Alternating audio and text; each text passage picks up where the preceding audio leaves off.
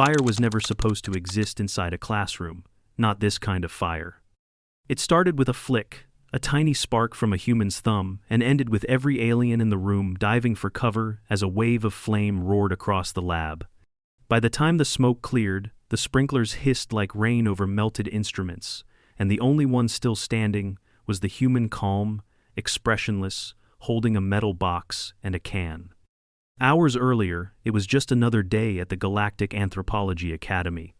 Students had filled their tables with relics of the past, stone axes, bone spears, ceremonial blades, each a tribute to how far their species had evolved. One table displayed a spiral-toothed fossil weapon from the brine world of Alosia. Another showcased a vine-bound hammer carved from the bone of a megafauna long extinct on Thule. No one sharpened their blades. No one expected danger. The assignment was academic, historical, harmless. Professor Velan, tall, soft-hued, and meticulous in both speech and manner, floated slightly above the platform in the center of the auditorium. Her species never touched the ground unnecessarily. 100 students from 50 different planets leaned in with the excitement of amateur archaeologists. "This exercise," she announced, her antennae twitching gently, "will explore the origins of conflict and culture. Demonstrate a primitive weapon from your homeworld. Something simple, something safe." The last word hung in the air like a contract. Tables began to buzz with movement. Students unpacked items with reverence, placing them beneath low-gravity clamps and protective domes. The Corthan twins had brought a holographic simulation of their ancestral plasma slings, too unstable to build with actual matter. The Drell student had an entire altar laid out, with ceremonial tongs used by her ancestors to cauterize invading organisms. Each student explained their item's historical context, evolution, and ethical abandonment. Professor Velan nodded with approval at each presentation. Then the door hissed open. Rian walked in, late again, wearing his academy-issued boots like they'd betrayed him at breakfast. His brown hair was slightly damp, either from a recent shower or a complete disregard for punctuality, and he held nothing that even resembled a weapon. Just a silver lighter. And a can. Velan's expression shifted. "Cadet Rian, we were beginning without you." He stepped forward with a faint nod. "Apologies, Professor. Compressed tram schedules. That doesn't explain the absence of your assigned material." Rian lifted both objects for everyone to see. "It's right here." A few students laughed. One snorted. A Thralin near the back muttered, "Is that grooming spray?" "Maybe it's for cleaning his relic," another added, chuckling. Ryan gave no response. He stepped calmly up to the table left for him and set the items down with the care of someone placing sacred artifacts. The can read, "Power Spray Ultra Fresh Pine." The lighter had a faded brass shell, pockmarked with age, and a faint inscription worn by time. He opened it with a metallic snap and spun the wheel with his thumb. A small, soft flame emerged. Professor Velan, trying not to betray impatience, arched her neck slightly. "You intend to demonstrate fire?" "No," Rian replied, tilting the aerosol can toward the flame. "I intend to demonstrate pressure and ignition." Then he pressed the nozzle. The room exploded with light. A jet of fire burst from the can, with a ferocity that no one had prepared for. The flame, long and angry, roared over the table and streaked a bright orange trail across the air, forcing several students to dive for cover. Heat sensors wailed. The shielding around the front row shimmered violently, struggling to absorb the sudden spike in temperature. One alien fell backward from its station, pulling its tentacle limbs into a fetal coil. Professor Velan had frozen mid-gesture. Even her species' typically detached demeanor cracked as she ducked instinctively. Fire in a closed environment, in a space-rated, oxygen-stabilized environment, was no minor threat. Ryan released the nozzle after a single, searing arc. The flame sputtered out. He snapped the lighter shut and stepped back. Silence fell. The only sound was the soft hiss of the emergency mist, already descending from the ceiling like synthetic fog. A red alert began to pulse near the back wall. "Explain," Professor Velan demanded, recovering her posture slowly. Ryan glanced at the table, now partially scorched, and shrugged not dismissively, but as someone gently stating a fact. "We call it a flamethrower, Early humans used it for close-range combat. No circuitry, no reactor, just combustion. You brought an active incendiary device into a sealed classroom? He nodded. Technically, it's just deodorant. Another silence. It's a type of grooming agent, he clarified, catching the baffled expressions. The professor floated downward, touching the floor for the first time that day, and approached the table with measured steps. Her hand hovered over the can without touching it. She read the label aloud slowly, like it might detonate. A pressurized container, hydrocarbon propellant, ethanol base. Standard contents, Ryan added. In an oxygen-rich atmosphere, it becomes flammable. Add a spark. And you create a weapon capable of breaching low-tier plasma shielding, she said, eyes scanning the thermal readout. From behind the observation barrier, a Vren student whimpered, "You carried that inside the academy?" Ryan didn't flinch. "It's not dangerous unless you light it." Another voice, trembling and shrill, protested from the back. "That's not primitive. That's chemical warfare." "No," Ryan said calmly. "This is chemistry. Simple combustion. Even schoolchildren on Earth used to know how to do this."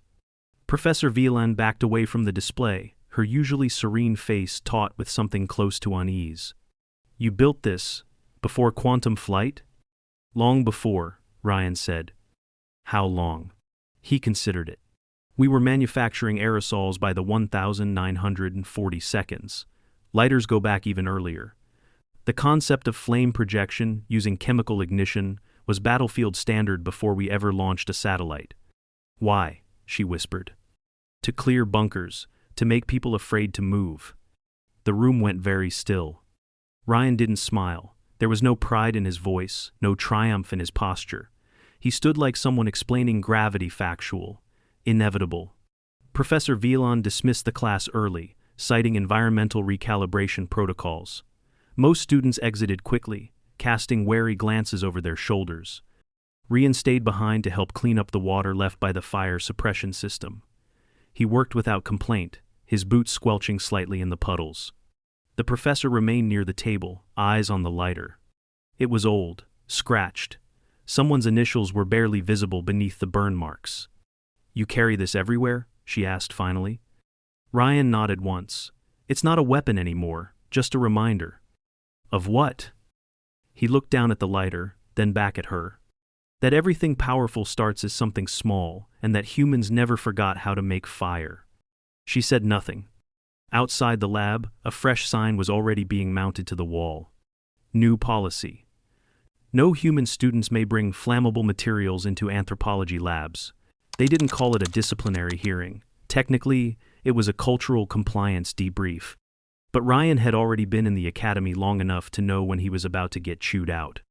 The room was circular, with walls that shifted in color based on emotional tension, currently a nervous shade of amber. A semi-transparent desk pulsed lightly in front of the assembled panel, which included a rotation of senior instructors, ethics observers, and 2 security officers who hovered behind the panel with unsettling stillness. Professor Wieland stood off to the side, not seated with the others, but clearly present by invitation. Her eyes didn't meet Ryan's. Ryan, seated alone in the center, kept his hands on the table, and his lighter in a sealed containment pouch strapped to his thigh. The aerosol had already been confiscated. He hadn't asked for it back. "In your own words," said the lead panelist, a bulbous species whose speech smelled faintly of burnt almonds, "describe the purpose of your demonstration." "It was a practical representation," Ryan said, keeping his voice level, "of how early humans weaponized pressurized chemistry." "Why not submit a less volatile display?" "Because that's what we used," Ryan said. "It wasn't theoretical. We didn't simulate these things. We built them." The panel buzzed for a moment, translating murmurs into shared thought channels. A screen behind them flickered on, replaying the slow-motion footage captured by the lab's security system.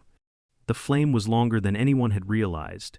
It had arced dangerously close to the observation barrier, which, under stress from the heat, had temporarily lost 5% of its energy cohesion. The screen flickered off. "You could have injured someone," said the panelist. "I didn't," Ryan replied. "That's not the point." Ryan leaned back slightly. "The point was to show the truth. We've always been able to turn the mundane into the dangerous. That's who we were sometimes, who we still are. A second panelist, long-limbed and draped in ceremonial synth-cloth, interjected. There is a protocol for demonstrations involving live reactions. You bypassed it. Because no one saw it as a real weapon, Rian said, not until it was already burning. That earned him a pointed look from Professor Violan, but she said nothing. The first panelist shifted, the coloration of his skin moving from almond to olive gray. Your academy record shows multiple minor infractions related to lateness, unfiled waivers, and non-standard conduct in cultural coursework. Rian didn't argue, he just nodded. So, let us ask the broader question. Do you believe humans are capable of fully integrating with our interspecies educational model? Or do you consider your methods fundamentally incompatible? It was a trap, a cultural compliance test disguised as an academic question. If he said yes, they'd demand proof of his future restraint. If he said no, they could cite philosophical divergence and boot him off-world. Rian took a long breath. Humans don't adapt by mimicking, we adapt by absorbing and reshaping. Sometimes that looks like rebellion, sometimes that looks like creativity, but it's not incompatibility. It's a different route to the same goal. Silence. Then Professor Velen finally spoke. May I address the cadet directly? The panel gave a silent nod. She stepped forward, slow and deliberate.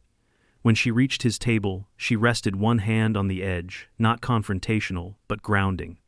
I studied human conflict theory for 30 years before I ever met one of you. Your histories are thick with contradiction, enlightenment, and brutality side by side. Rian listened, unsure where she was going. When I assigned this demonstration, she continued, I expected something like a bow or a sling, something archaic, inert, not fire, not pressure and heat and ethanol, and certainly not something you could carry in your pocket. ISS. He didn't answer. You showed us something honest, she said, her voice softer now. Too honest. Then, turning to the panel, I recommend a temporary suspension from all lab access coursework, not expulsion, just caution. The panel deliberated for less than 30 seconds.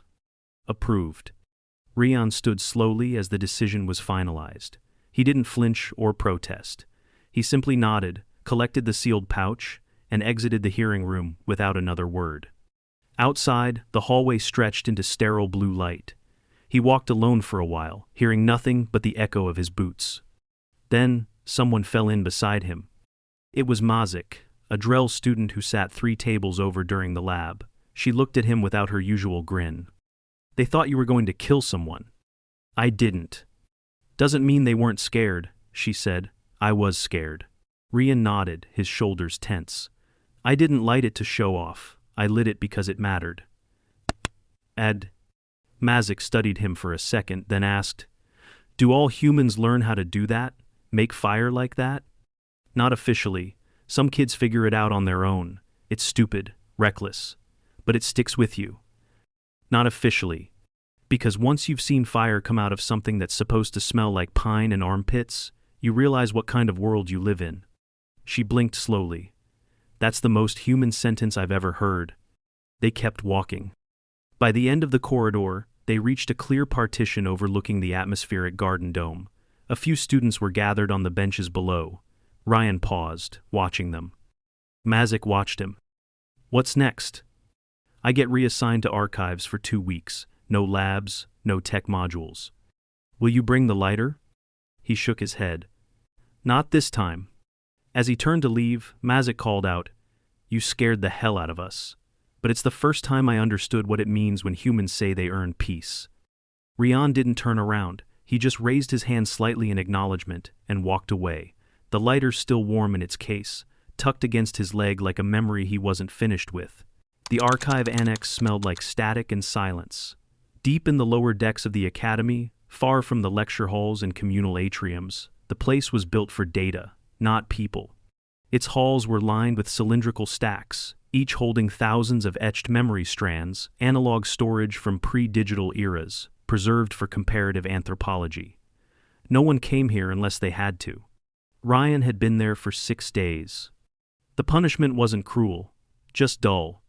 He was tasked with cataloging ancient cultural artifacts submitted from outer sectors, identifying which were ceremonial, which were utilitarian, and which, inevitably, were weapons. He was halfway through a classification cluster on early Koreshi bonecraft when Professor Violan walked in. He looked up but didn't stand. The last time they spoke, she'd indirectly helped reduce what could have been a tribunal to a lab suspension. He figured he owed her equal measures of respect and wariness.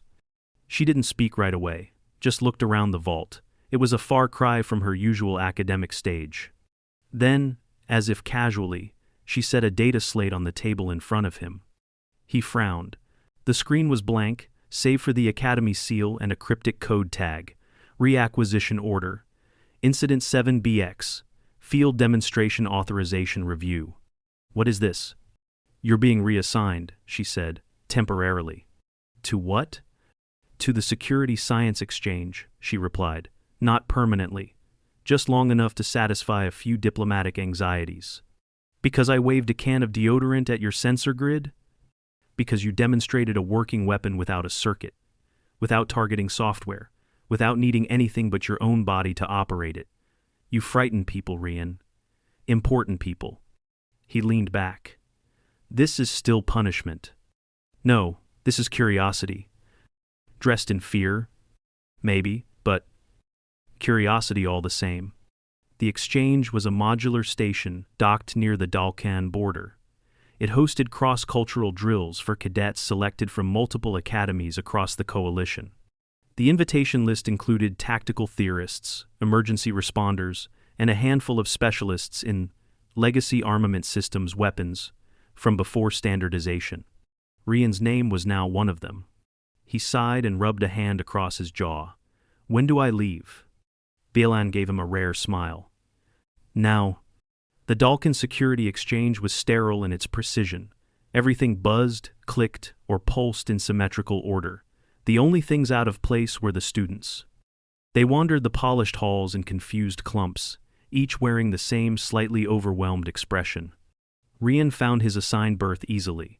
It was compact, but comfortable enough until he noticed the intake restrictions pinned to the door. Every item he'd brought had to be scanned twice, including his boots. The lighter, of course, didn't make it. He was summoned the next day to Subdeck 12, where 2 instructors and a hazard compliance officer stood next to what looked like a burn-scarred testing chamber. The hazard officer, a small insectoid who wore his exosuit like ceremonial armor, gestured Rian inside. We've prepared a simulation room. The objective is simple. Demonstrate an example of primitive human conflict techniques. No flames this time. Rian raised an eyebrow. You're setting limits before I've even started? No, the officer said flatly. We're setting boundaries because our insurance clause now includes human improvisation. Rian stepped into the simulation zone, the door sealed behind him with a hiss. The room looked like a stylized recreation of a mid-20th century Earth alleyway. Concrete walls, scattered metal debris, a few wooden crates. High above, observation drones hovered in silent clusters. A panel on the far wall blinked green. Scenario start. Simulate improvised melee defense. No electronic assistance. Begin. Rian moved cautiously. Nothing happened for 5 seconds. Then a drone dropped a training drone the size of a trash can from the ceiling. It zipped toward him, with non-lethal velocity, but enough force to leave a bruise or break a nose if he wasn't careful. He ducked and scanned the area. The crates, a length of pipe, a rusted trash lid, nothing designed as a weapon, but everything potentially useful. He grabbed the lid. When the drone swung back around, he caught its arc with the lid and slammed it against the wall with a metallic crunch. The impact bent the drone's stabilizer. It buzzed erratically, then shut down. The lights dimmed. Scenario end. Analysis in progress. He dropped the lid. The door unsealed. The instructors didn't clap, but they looked intrigued. The insectoid hazard officer stepped forward, antennae twitching. You saw the material options? I saw possibilities. You neutralized a Class A drone using unreinforced waist shielding. Worked fine. The hazard officer turned to the instructors and muttered, They make these things by instinct, like breathing. Later that night, Rian was summoned again not to the testing room, but to the open forum hall. There was a panel of visiting diplomats seated in elevated viewports, and a small crowd of students and observers. Mazik was among them. Apparently, word of Rian's reassignment had gotten around. A screen played clips of Earth history. Grainy black and white footage. Soldiers in trenches, Molotov cocktails, teenagers with slingshots, early city riots with makeshift barricades and burning tires. Then, abruptly, a segment of someone flicking a Zippo lighter and igniting a canister. The flame burst out across an open field, caught by infrared sensors. Rian stood at the podium in front of them all. The moderator, a pale, wide-eyed humanoid named Solon, adjusted his audio gear and asked the question everyone else had come for. How did your species survive this stage? Rian didn't blink. We didn't. Not all of us. A ripple moved through the audience. But you made it to space. Because we kept records, because we remembered the things that burned. Solon hesitated. Would you demonstrate something else for us? Rian raised an eyebrow. Like what? Something non-lethal, still primitive, still human. He considered it. Then he pulled out a shoelace, a simple earth-made lace, and a small ball bearing from his uniform toolkit. He tied a knot, spun it twice, and let it fly. The bearing struck the practice dummy at the far end of the room, dead center between the eyes. Silence. Then a single diplomat leaned forward and whispered, awestruck, "You turned a string into a weapon." Rian turned toward him calmly. "No, I turned desperation into a solution. The string just happened to be there." The hall was still for a long time. Outside, beyond the transparent dome, the stars blinked silently. Somewhere among them were thousands of species, most of whom had never known what it meant to fear what you could do with nothing but your hands. The next morning, Rian found himself escorted, not summoned, to the exchange's central operations room. 2 officers flanked him, neither speaking, though their posture made it clear this was no casual meeting. Inside, the room was dark, except for a ring of soft violet lights along the floor. A holographic display hovered above a wide conference table, shifting slowly between planetary maps, security protocols, and archived footage. Professor Violan stood to the side, arms crossed, looking like she hadn't slept. She nodded toward the table. "Sit." Rian complied. A large alien presence loomed opposite him. General Erkson of the Dalkan Defense Network, a creature whose upper body resembled twisted cables and mineral plating, leaned in, his crystalline gaze unblinking. "You are the human who built fire with deodorant." Rian blinked once. That's one way to put it. Erkson's heavy jaw creaked open slightly. "I find your skills vexing, dangerous, but applicable." Professor Violan interjected. "The general has requested a live tutorial." Rian frowned. "Tutorial?" "A demonstration of human improvisation under restraint," Erkson clarified. "Your species' methods are unpredictable. Our simulations fail to account for spontaneous application of non-weapons as weapons. We wish to study this behavior directly." He raised a massive hand and gestured. A steel-walled chamber adjacent to the operations room hissed open. Inside stood 5 volunteers, interspecies cadets, fitted with monitoring suits. The space was cluttered with benign objects: crates, food containers, cords, textiles, adhesives, kitchenware. "You will enter that room," Erkson said. "You will not harm them, but you will show us how you would prepare to win if you had to. Time limit, 10 minutes. And if I refuse?" Violan gave him a sharp look. "Then you confirm the coalition's suspicion that humans pose a liability to shared advancement." Rian rubbed his temple, exhaled slowly, and rose. "Fine. Just don't breathe too hard when I start moving things around." Inside the chamber, he kept his hands behind his back for a full minute, just studying. The crates were lightweight polymer. The food containers were resealable, with rigid lids brittle under pressure. The cords were long enough to trip someone but not bind them. There was a full tin of powdered grain substitute on the table, right next to a portable induction stove. First move. He dumped the powder into the air, near the stove. Then he yanked one of the heating coils loose and let it dangle near the fine dust. Gasps from the viewing deck. Vihalan leaned toward Erkson. Combustible flour. Suspended in air, it behaves like an explosive. We had a whole decade of industrial accidents from that alone. Next, Rian took the cords, knotted them into low-level trip lines, and strung them across a choke point between two crates. Not tall enough to be noticed from afar, but guaranteed to disrupt any rush. He pulled fabric from the cushions and twisted them into improvised friction gloves. Then he stripped the foil insulation from a food pack and folded it into a narrow, jagged-edge strip, a cutting tool, crude but functional. He paused.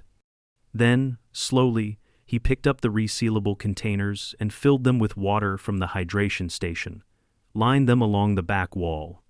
When the cadets were finally signaled to enter, he stood still, hands empty. They moved cautiously, analyzing the dust cloud, the tripwires, the stove coil still dangling near open powder. None crossed the threshold. He didn't move. He didn't need to. The demonstration ended without a single confrontation. Back in the viewing deck, Erksan watched the playback. He built deterrence. Violan nodded. That's often how it starts. Rian was called in again. Erksan stared at him for a long time before speaking. We trained for centuries to design tools for war. Your species seems to discover them by accident. Rian's voice was quiet, even. Not accident. Circumstance. I see now, Erksan said. You're not improvisers, you're survivors, and there's a difference. That night, Rian sat alone in the observation garden. Mazik joined him again, handing him a bland nutrient bar without ceremony. You could have lit up the whole room, she said. Could have. But you didn't. He looked at her. I wasn't asked to attack, just to show how we prepare. That's the difference. Mazik unwrapped her own bar and took a bite. You know what everyone's talking about now? What? They're saying humans carry war in their pockets, that you weaponize trash, that you turn kitchens into traps. Sounds about right. But they're also saying you never start fights, you just make damn sure you don't lose them. He nodded slowly. She bumped his shoulder. Don't get smug about it. I won't. When we need Chaptate. A soft chime echoed from his wrist terminal. A message from the academy. Reinstatement approved. Lab access restored. He closed the alert without reacting. Mazik glanced at him. Back to school? Looks like it. She smirked, but her tone was serious. Don't set anything on fire this time. Ryan stretched his legs out on the bench. Only if they ask nicely. The return to the Galactic Anthropology Academy was quiet, no crowd waiting at the dock, no curious cadets trailing behind. Just Ryan, one bag slung over his shoulder, and the same long walk from the tramport to the central campus under the low artificial sky. Nothing had visibly changed. The trees still glowed faintly violet at night. The dorm spires still shimmered with the pulse of internal air systems. The walls still bore the soft geometric sheen that made everything feel mildly antiseptic. But something had shifted. No one looked at him quite the same way. The instructors acknowledged him now with a fraction more calculation. The students, especially the non-human ones, watched him with a mix of wariness and curiosity. They spoke to him with respect, yes, but also like someone carrying something they couldn't see. It wasn't fear exactly. It was awareness. His first class back was environmental adaptation theory, held in one of the newer lecture spheres with fully holographic terrain projection. It wasn't until halfway through the discussion on volcanic survival shelters that Professor Violan paused mid-sentence. I want to address something unrelated to our scheduled topic, she said, her tone neutral. Cadet Rian, are you carrying any objects that may constitute improvised fire starters? There was a small ripple of laughter across the room. Ryan shook his head. Not today. She nodded once, then resumed. But the tension had cracked into something else. Not trust, not yet, but a kind of acceptance. The human wasn't a wild variable anymore. He was part of the equation. After class, she caught up with him in the corridor. Come with me, she said, and led him without explanation to Lab Wing Delta, one of the oldest parts of the academy, unused, half-renovated, with relic storage and defunct calibration chambers. At the far end was a heavy sealed room, one he'd never entered before. She scanned her credentials. The door opened with a slow mechanical sigh. Inside, dust, old data cores, test modules, and a single central table holding a thick, transparent case. Inside the case was his lighter. She stepped aside. We had it sealed, logged, and analyzed by 3 departments. Did they learn anything? They learned your species doesn't need energy cells to be dangerous. He studied the lighter a long moment. It looked small under the spotlight, unthreatening, harmless, just metal and memory. Why bring me here? To return it. He looked at her, surprised. It's not a weapon unless you make it one, she said. And besides, we've now amended our database. Flamethrowers, common primitive weapon. Species origin, human. Status, field capable. He snorted softly. You're joking. Her expression didn't shift. I never joke in lab registries. She handed him the lighter. He turned it over in his palm, the weight familiar, grounding. He didn't flick it open. I still don't think they understand, he said quietly. Who? Any of them. Most of the species here came from structured evolution conflict shaped by order, war shaped by rules. But humans. He paused. We burned before we built, we killed before we cooperated, fire came before tools, and fear came before peace. She tilted her head. You're saying humanity started from a darker place. I'm saying we climbed out of it, and we left signs behind, scorch marks, charred ruins, mottos engraved in rusted helmets. She studied him carefully. You don't speak like most cadets.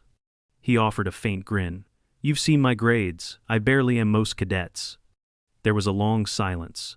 Then she walked to the terminal, tapped in a command, and activated the room's central holodisplay.